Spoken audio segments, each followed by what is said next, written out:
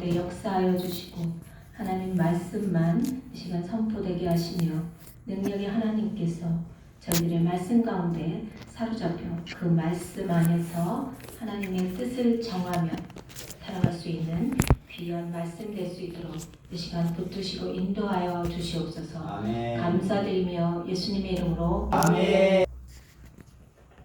자, 오늘은 다니엘 6장 10절에서 16절 말씀을 함께 나누려고 합니다. 익히 이제 잘 알고 있는 말씀이실 거예요.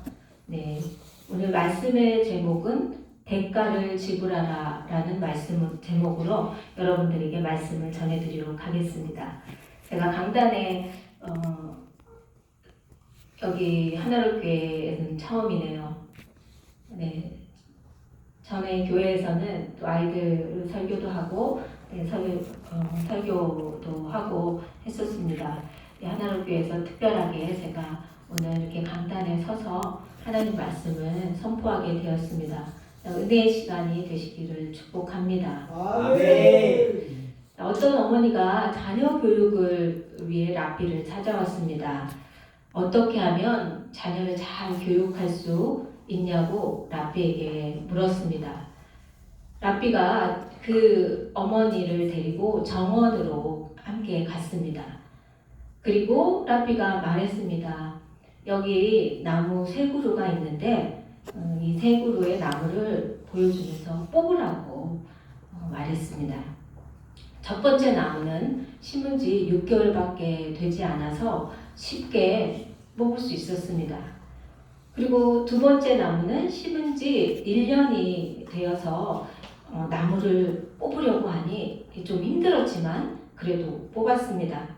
자, 세 번째로 그 나무는 심은 지 3년이 되었다고 하네요. 뿌리를 깊이 내린 그 나무를 뽑으려고 하니 뽑혔을까요? 아니요. 뽑히지 않았습니다. 랍비는 습관도 이와 같다고 말하며 좋은 것이든 나쁜 것이든 오래 갈수록 뽑을 수가 없다고 가르쳐 주었습니다. A.T. 피어슨 목사님의 경건에 이르기를 연습하라는 책에서는요, 이 습관에 관해서 이렇게 정의해 주고 있습니다. 습관이란 항구적으로 굳어버린 생각이나 감정, 선택을 의미한다. 처음에는 산발적인 것이 반복에 의해 때로는 무의식적으로 이런 반복이 일어난다. 습관적으로 되며 이렇게 되면 본래는 본능적인 것이 좋은 것이든 나쁜 것이든 점차 습관으로 굳어져 버린다는 것입니다. 그러므로 생각을 뿌리면 행위를 거두고 행위를 뿌리면 습관을 거두고 습관을 뿌리면 성품을 거두고 성품을 뿌리면 운명을 거둔다라고 말씀하고 계십니다. 그만큼 습관이 중요하기도 하지만 나쁜 습관은 무섭게 우리에게 작용을 한다는 말씀이겠습니다. 여러분들 지금까지 여러분의 나이만큼 인생을 살아오셨을 것입니다. 그러한 삶 가운데서 반복적으로 해야 하는 것들이 있었을 텐데요. 일상의 일들 가운데 좋은 습관이나 좋지 않은 습관, 꼭 고치고 싶고 바꾸고 싶은 습관들도 있을 것입니다. 자신의 삶을 뒤돌아보면 우리는 만족하는 것보다 후회하는 것들이 더 많지 않습니까? 그리고 나쁜 습관들은 무엇인가 문제를 만나고 이런 사건이 터져야 하나님 앞에 나아가고 회개하며 절박한 상황에서 통해 자복하게 됩니다. 제가 서울로 신길동으로 이사 오기 전에 안양에 살았을 때 거기서 이제 작은 교회 갈보리 교회라고 하는 곳에서 사역을 했었습니다. 저희 남편과 제가 같이 사역을 하고 이제 남편은 부목사로 저는 이제 어린이를 맡은 전도사로 사역을 했었습니다. 전입으로 사역할 수 없는 상황이어서 저희 남편은 이제 일을 하고 저는 이제 가정에서 아이를 돌보는 역할을 했었죠. 자녀 때부터 섬겼던 교회에서 인정받고 섬기며 저는 이 정도면 잘하고 있다라고 생각했었습니다. 그런데 저를 기도해 주시는 목사님께서 저희 집을 한번 방문하시고 가신 이후에 저에게 사랑으로 권면해 주신 말씀이셨어요. 저의 모습이 목사님 보시기에 세상을 쫓아가고 있다는 그런 모습이 보였었나 봐요. 그래서 저한테 너의 삶을 뒤돌아보고 기도의 자리로 나가라고 말씀을 하셨어요. 근데 저는 좀 듣기가 싫었습니다. 나 잘하고 있고 기도 생활도 하고 있고 작은 교회에서 이렇게 정말 자비량으로 헌신하면서 잘하고 있는데 목사님 왜 저런 질책을 나한테 하실까? 저는 좀 속이 상하고 듣기 싫기도 했었습니다. 그때 이제 저희 하민이 아들 친구 엄마가 교회 안에 있었는데요. 그 친구 엄마와 저는 이제 친분을 쌓고 이제 새신자였기 때문에 각 집에도 방문하고 또 아이가 어려서 키즈 카페도 가고 이런 이제 생활을 했었어요. 그런데 그 엄마의 집을 이제 새로 아파트를 사서 입주했고 또 이제 리모델링까지 해서 정말 좋은 그런 환경에 있었어요.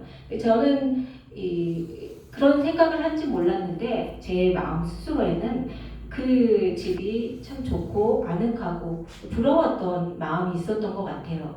그래서 그 집을 갔다 오고 이렇게 이제 그 엄마랑 교제하면서 제 마음에서는 세상에 들어온 거죠. 우리 집도 좀 더 꾸며보고 싶고 좀 더 이렇게 이 환경이 좋게 해보고 싶다. 그래서 제가 인터넷도 찾고 우리 집을 어떻게 꾸밀까 정리할까 막 이렇게 그런 이제 요즘 트렌드가 뭔가 하고 제가 세상을 따라가고 있었던 것입니다.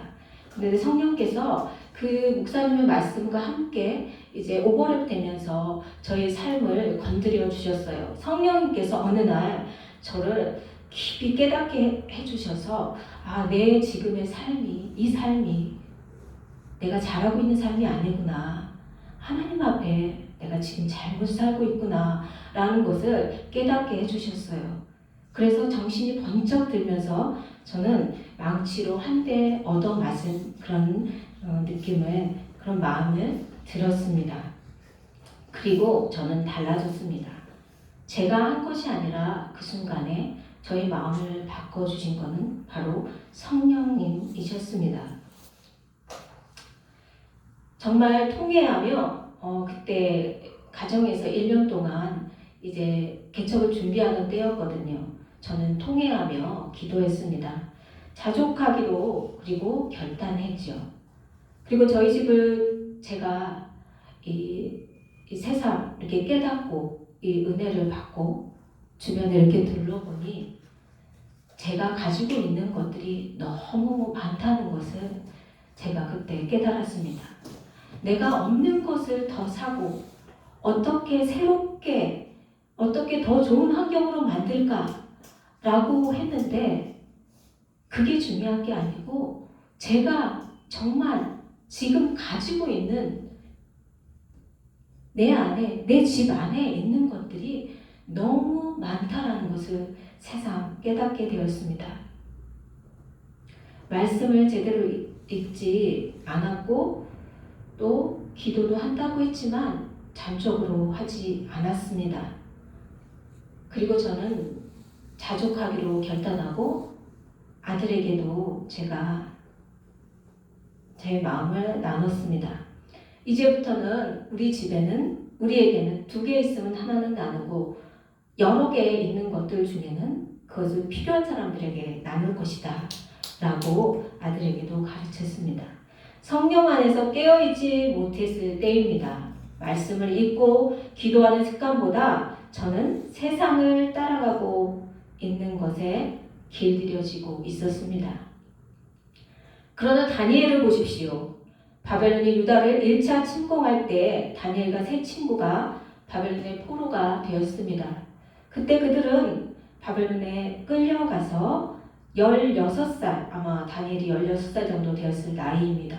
그때 나이에 바벨론으로 끌려가서 그들은 왕실 교육을 받았습니다. 그런데 다니엘은 끌려간 그 해부터 혹독하게 훈련을 받았죠. 왕의 진미를 먹어야 하는 그런 상황 가운데서 다니엘은 어땠습니까? 뜻을 정하여 왕의 진미와 그의 마시는 포도주로 자기를 더럽히지 아니하리라 하고 왕의 진미를 거절한 만큼 하나님을 신뢰하였으며 어떠한 영향력 아래이든지 자신의 하나님을 향한 신념을 잃지 않았습니다. 그리고 오늘 6장에서 한 제국 바벨론이 몰락하며 그 뒤를 이어서 다리오 왕이 등극하는 것을 보게 됩니다. 그러나 다리오는 역사적으로 나타나지 않는 인물입니다. 다리오는 메대 사람으로 벨사살이 하나님의 예고대로 죽임을 당하자 뒤를 이어 왕이 됩니다. 이러한 정치적 상황이 바뀐 가운데서 다니엘은 고위 관리의 자리에 변함없이 서 있게 됩니다. 여러분, 이 정치가 바뀌면 그동안 있었던 그 정치인들은 다 이제 물러나게 돼 있는 게 원칙입니다.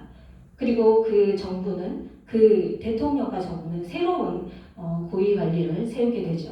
그런데 이 다니엘이 정권이 바뀐 이 시점에서도 이렇게 그 다리오 왕에게 침입을 받고 있었던 이 상황입니다. 아마 그의 나이가 80 정도 되었을 것입니다. 은퇴하고 정치에서 내려와야 할 나이임에도 그만큼 바벨론에서 다니엘의 영향력이 컸던 것입니다. 그리고 총리 3명 중 하나로 다니엘이 그 자리에 있게 됩니다. 앞서 말씀드린 대로 우리는 보통 위기가 찾아오면 하나님께 전심으로 나가게 됩니다. 그러나 다니엘을 보십시오. 나라의 모든 총리와 지사와 총독과 법관과 간원이 의논하고 왕에게 한 법률을 세우며 한 금령을 정합니다. 오늘 읽은 본문이지요. 이것은 어떤 금령이냐면 이 다니엘을 모함하는 12명의 이 총리와 다른 이 정치인, 이 총독, 법관, 간원들이 이 다니엘을 모함해서 다니엘을 죽이기로 결단한 이 사건입니다. 30일 동안 누구든지 왕을 빼놓고 다른 사람과 다른 신에게 절하면 어떻게 된다고요? 사자굴에 던져놓기로 한 왕의 도장이 찍힌 금령이었습니다. 다니엘에게 위기가 찾아왔습니다. 그럼 어떻게 행동해야 할까요? 이런 상황에서 자신을 신뢰하고 자신을 그 셋째 자리 총리의 한 사람으로 세운 그 왕에게 나아가 주소의 내용을 바꿔달라고 간청해야 할까요? 아니면 자신이 하나님께 하루 3번씩 하는 기도를 문을 잠그고 모르게 해야 할까요? 다니엘은 어떠한 방안도 모색하지 않았습니다. 오늘 말씀을 우리 읽었지 않습니까? 다니엘은 어떤 결단도 하지 않았습니다. 이것은 누가 보기에도 참으로 큰 위기인데도 불구하고 다니엘은 마음이 요동하지 않았고 평소에 이전에 하던 대로 다락에 올라가 창문을 열고 예루살렘을 향하여 하루 3번 하나님께 감사 기도했습니다. 다니엘에게는 위기가 기회였던 것입니다. 위기가 닥쳤을 때 기도한 것이 아니라 다니엘은 이미 어떠한 위기도 극복할 수 있는 기도의 사람이었습니다. 경건에 이르기를 연습하라는 책에서 저자는 3가지 종교적 습관 가운데 하나로 은밀한 기도의 습관을 말해주고 있습니다. 예수님께서 마태복음 6장 6절에서 너는 기도할 때 내 골방에 들어가 문을 닫고 은밀한 중에 계신 내 아버지께 기도하라 라고 말씀하고 있습니다. 2인칭 단수 대명사가 8번이나 나타나고 있습니다. 이것은 하루의 일과를 시작하기